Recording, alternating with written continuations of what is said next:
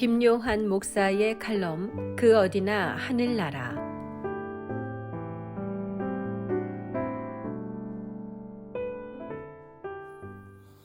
할렐루야, 오늘도 좋은 날입니다.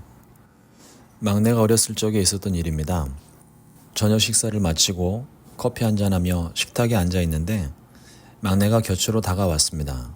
엄마는 컴퓨터 책상에서 컴퓨터를 하고 있었고 누나들은 핸드폰을 하고 있었고 결국 만만한 아빠를 찾아와 장난감 칼을 보여주며 한참을 설명하기 시작했습니다. 식탁에 앉아있는 아빠 무릎 위에 비집고 올라와 이야기를 하다가 식탁 위에 있던 커피를 옆으로 쏟았습니다. 식탁 의자와 카펫에 커피물이 진하게 들었습니다. 하도 어이가 없어서 쏟아진 커피잔을 보다가 아들을 무심결에 보았는데 아이가 얼음처럼 굳어 있었습니다. 잔뜩 긴장한 아이를 혼낼 수 없어 조심하지 그랬어. 다음부턴 조심하자 얘기를 했더니 아무 말도 안 하고 조용히 자기 방으로 들어갔습니다. 식탁을 치우는데 갑자기 속에서 미안한 마음이 들었습니다. 이제 겨우 7살인데 일부러 그런 것도 아닌데 그동안 내가 너무 자주 혼을 냈나? 잔뜩 긴장하고 가만히 서 있던 아이의 얼굴이 마음에 걸렸습니다. 무척 미안했습니다. 이건 내가 바라던 아빠와 아들의 관계가 아니었습니다. 엄격하신 아버지 밑에 자란 탓일까요? 어느새 저에게도 그런 엄격한 모습이 배어 있었던 것 같습니다. 실수도 웃으면서 넘기고 기분 좋게 위로해주면 좋았겠지만 저의 모습은 어느새 아버지의 모습을 닮아 있었습니다. 어른이 돼버린 아들의 모습을 보면서 저를 바라보시는 주님의 시선은 어떠실까 생각이 들었습니다. 저도 실수가 많은데 불순종할 때도 많았는데 주님은 한 번도 저를 크게 혼내신 적이 없었습니다. 오히려 주님은 그때마다 당황하거나 쓰러진 저를 위로하시고 격려해 주셨습니다. 그리스도인은 용서받지 못할 죄를 먼저 용서받은 사람들입니다. 지금도 여전히 죄와 실수 투성이지만 그럼에도 불구하고 사랑의 주님은 오래 참고 기다리십니다. 그리고 우리도 그렇게 서로 사랑하라고 말씀하십니다. 사랑은 허다한 죄를 용납하고 용서할 수 있기 때문입니다. 사도 바울은 골로새 교회에 누가 누구에게 불만이 있거든 서로 용납하여 피차 용서하되 주께서 너희를 용서하신 것 같이 너희도 그리하라고 서신을 보냈습니다. 특별히 용납이라는 단어가 오늘을 사는 우리들에게 던지는 의미가 큽니다. 용납한다는 말의 사전적인 의미는 너그러운 마음으로 다른 사람의 말이나 생각, 행동 또는 물건이나 상황을 받아들이는 것을 말합니다. 과연 우리가 우리의 모든 상황을 받아들이고 있습니까? 상대방의 말이나 생각, 행동을 받아들이고 있습니까? 주님은 우리를 한없이 용납하시고 받아주시는데 우리는 용납받은 만큼 이웃을 용납하고 있습니까?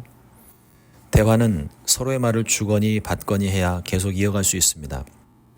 말하기보다 듣는 것이 더 중요합니다. 잘 들어야 오해가 없고 끝까지 들어야 상대를 존중하게 됩니다. 중간에 상대방의 말을 가로채기라도 하면 감정 싸움으로 번지기 쉽습니다. 이 시대가 상대에 대해서는 엄격하지만 자신에 대해서는 한없이 관대합니다. 나는 괜찮지만 너는 안 된다고 말을 합니다. 자신에 대해서 엄격해야겠습니다. 그러나 상대에 대해서는 관대한 마음을 가져야 합니다. 내가 가진 힘과 권력으로 할 수 있는 일이라도 누군가 피해를 보지는 않을지 상대를 한 번 더 생각하는 것이 배려하는 마음입니다. 반대로 상대가 가진 권한과 능력으로 행하는 일을 인정해주는 마음도 필요합니다.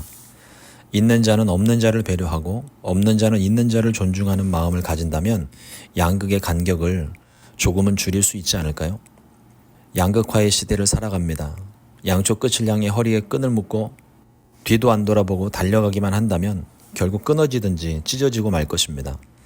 함께 살아가는 사회입니다. 힘들고 어려운 시대입니다. 경제 불황이라든지 천재지변이라든지 동시대를 같은 하늘 아래 살아가는 사회입니다. 서로 배려하고 존중한다면 모든 어려움을 함께 극복할 수 있지 않을까요? 우리의 자녀를 포함해서 상대방의 실수에 대한 넉넉한 마음이 필요합니다.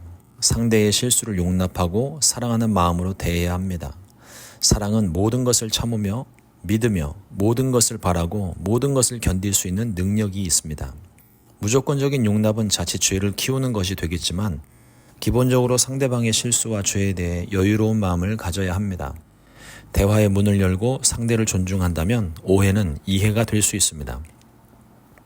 막내 녀석이 쏟아버린 커피를 닦는 동안 어릴 적 깨먹었던 유리창이며 항아리들을 생각해냈습니다. 참 많이도 깼습니다. 그래도 막내는 제가 사용하는 커피잔을 깨지는 않았습니다. 침대에 누운 아들을 기도해주고 꼭 끌어안아줬습니다. 다음날 아침 4년 전에 SNS에 올렸던 아직 제대로 걷지도 못했던 사랑스러운 아들의 사진이 떠올랐습니다.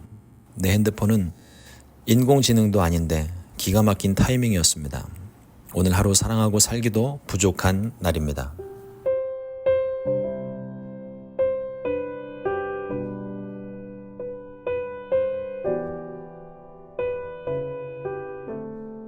지금까지 순복음 시카고 교회 김요한 목사의 칼럼 그 어디나 하늘나라였습니다.